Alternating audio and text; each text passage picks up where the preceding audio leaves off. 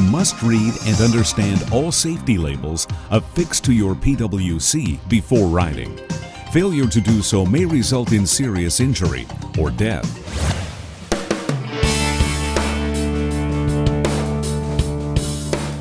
Riding on the water with your PWC poses certain risks like any other type of vehicle. That's why it's very important to have the skills and knowledge to be totally in control of your watercraft at all times. It's also critical to understand its operating characteristics and limitations.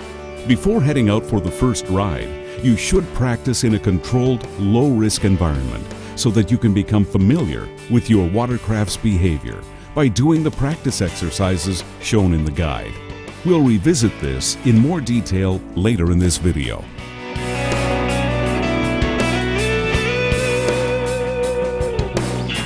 The engine of your PWC is directly coupled to a drive shaft, which in turn rotates an impeller.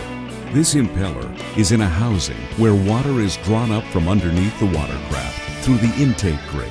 Then the water flows through the impeller to a venturi. The venturi accelerates the water and produces thrust to move the PWC. Depressing the throttle increases engine speed and therefore watercraft speed. Sea-Doo watercraft have a steerable venturi at the rear of the boat, controlled by handlebars which direct the stream of water from left to right.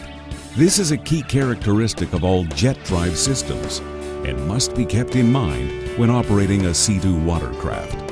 Don't forget, directional control is reduced when the throttle is released and lost when the engine is off.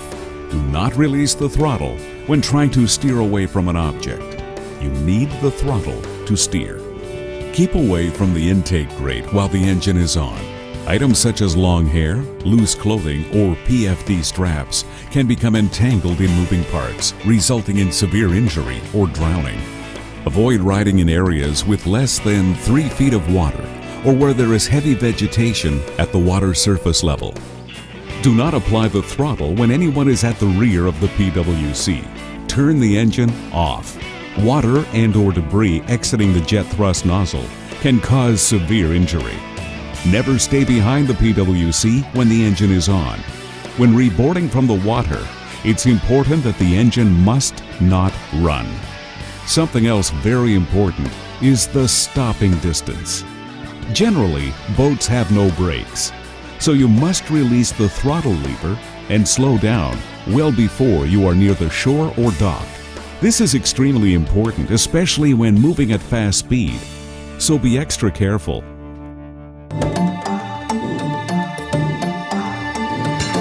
Collisions are unfortunate events which result in more injuries and deaths than any other type of accidents for watercraft. As an operator, put all the chances on your side. Behave in a manner to avoid collisions. In this chapter, we will provide you with information about collision avoidance. Scan constantly for people, objects, and other watercraft. Be alert for conditions that limit your visibility or block your vision of others. Operate defensively at safe speed and keep a safe distance away from people, objects, and other watercraft. Do not follow directly behind other watercraft. When you're not alone on the water, avoid sharp turns or other maneuvers that make it hard for others to avoid you or understand where you're going. Do not go near others to spray or splash them with water. Avoid areas with submerged objects or shallow water. Take early action to avoid collisions. Remember, generally PWCs and other boats do not have brakes. Do not release the throttle when trying to steer away from an object. You need the throttle to steer. Ride within your limits and avoid aggressive maneuvers to reduce the risk of loss of control, ejection, and collision. Do not attempt maneuvers that may be risky for you, your passengers, or bystanders. This is a high-performance watercraft, not a toy. Sharp turns or jumping wakes or waves can increase the risk of back, spinal injury, paralysis, facial injuries, and broken legs, ankles, and other bones. Do not jump wake or waves. You may not see a boat or person being towed by it. When crossing waves or in choppy water, the operator and passengers can take a partial up position to absorb the shock. Let's look at the right-of-way rules, which are probably the most important rules of navigation. In all situations, use common sense. A more maneuverable boat should stay out of the way of less maneuverable craft. Sailboats, windsurfers, canoes, and other manually powered boats have the right-of-way over personal watercraft because they're not as easy or as quick to maneuver. Then, when meeting head-on or traveling on the same path as another boat, neither boat has the right-of-way. Both should steer to the right. When crossing the path of another boat, the boat on the right has the right-of-way. The other boat steers clear, altering its course to the right and crossing behind the right-of-way boat. The yielding boat should do everything possible to avoid the crossing boat, including slowing, stopping, or reversing. If you're crossing the path of a boat coming from your left, you should keep the same path at the same speed and should change course only when trying to avoid collision. When trying to pass another boat from behind, stay far from the boat you're trying to pass. You can pass on either side as long as you stay well clear of the slower moving vessel.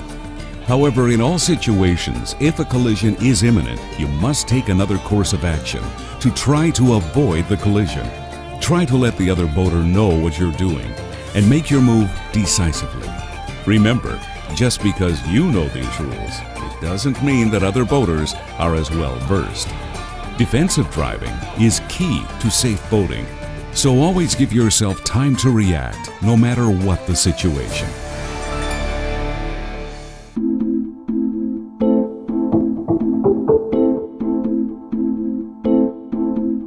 Never ride after consuming drugs or alcohol. Moreover, on the water, it may take less alcohol before you become impaired.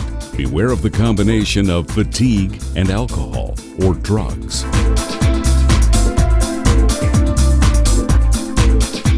Let's take a look at the primary controls found on your PWC. 1.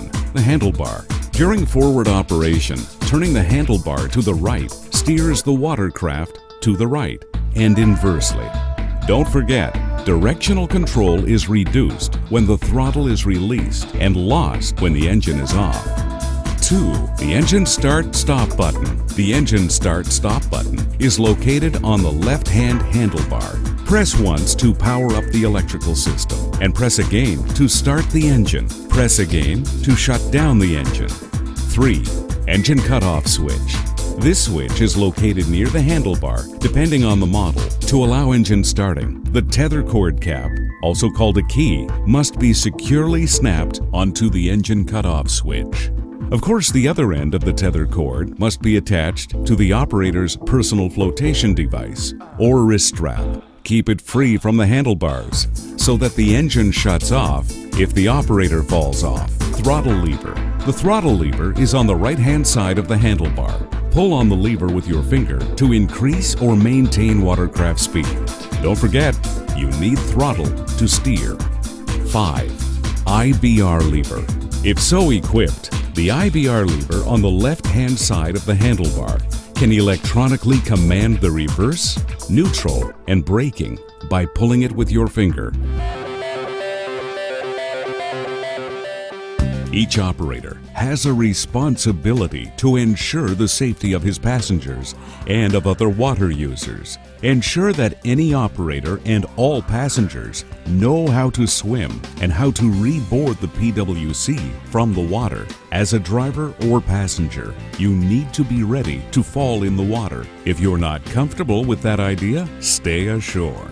Ensure that the number and weight of the occupants does not exceed the boat capacity. Never ride with more passengers than the boat capacity, even if the total weight would be under the limit. All passengers must sit behind the operator to avoid loss of control and severe injury for driver and passengers.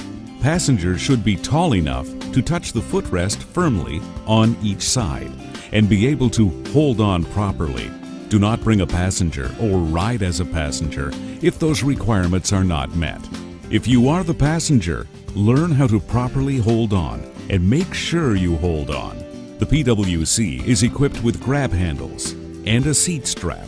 As well, you can always hold on to the person in front of you.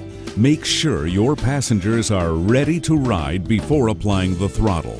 They need to hold on when you start and accelerate. Severe internal injuries can occur if water is forced into body cavities as a result of falling into the water or being near a jet thrust nozzle. Never apply the throttle if a passenger is in the water at the rear of the craft. You could expose them to the jet thrust.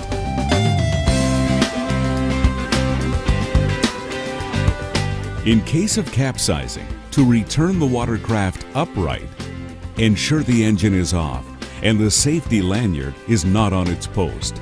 Then, refer to the label on the stern to find the information on how to turn the watercraft right side up.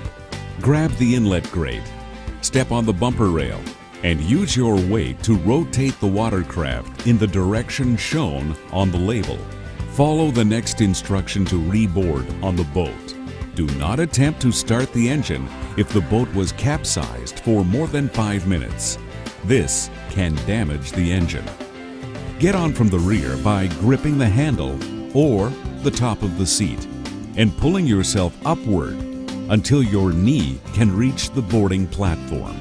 Grab the seat strap and bring your feet up to the floorboard. The operator should board first, with the passenger holding onto the side to steady the boat. To maintain balance while the passenger boards, the operator should move as close to the console as possible. Never use the jet pump components as a support point. Do not start the engine until the passenger is seated. Then connect the safety lanyard on its post and make sure the other end of the safety lanyard is still attached to your PFD before starting the engine. Check the surrounding area for traffic. Press start and you're on your way.